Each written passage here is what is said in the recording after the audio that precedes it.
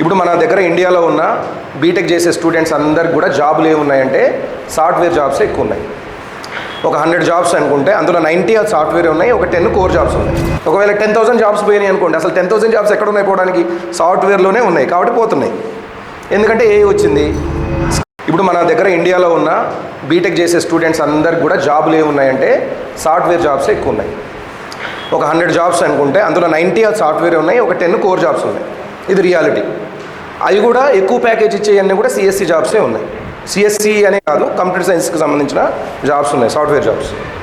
అందుకనే మనం ఏ గ్రూప్లో జాయిన్ అయినా సరే, ఈసీఈ కానీ ట్రిపుల్ ఈ కానీ ఇంకా వేరే ఇతర అయినా సరే, పిల్లలందరూ కూడా ఎడిపోతున్నారు, కోర్ జాబ్స్కి వెళ్ళట్లే, అందరూ మళ్ళీ కంప్యూటర్ సైన్స్కి వెళ్తున్నారు. అంటే ఇంతమందిని హక్కున చేర్చుకునే అన్ని జాబులు కంప్యూటర్ సైన్స్లో ఉన్నాయి, సాఫ్ట్వేర్ జాబ్స్ అన్నీ ఉన్నాయి.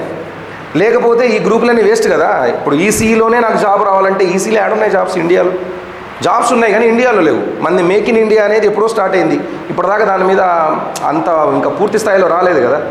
చైనా మ్యానుఫ్యాక్చరింగ్ సెక్టారు, సౌదీ, మన ఈ కంట్రీస్ అవి కూడా మ్యానుఫ్యాక్చరింగ్ సెక్టార్లో ఉంటాయి. మనకి యూఎస్ఏ కానీ యూకే ఇవి కూడా మ్యానుఫ్యాక్చరింగ్ సెక్టార్లో ఉంటాయి.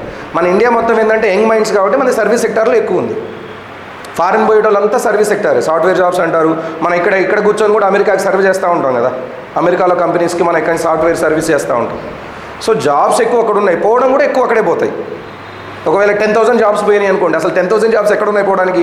సాఫ్ట్వేర్లోనే ఉన్నాయి కాబట్టి పోతున్నాయి. ఎందుకంటే ఏ వచ్చింది, స్కిల్ బేస్డ్. ఒక స్కిల్ అనేది అప్గ్రేడ్ అవ్వకపోతే కంపల్సరీగా పోతాయి, జాబ్స్ పోతాయి.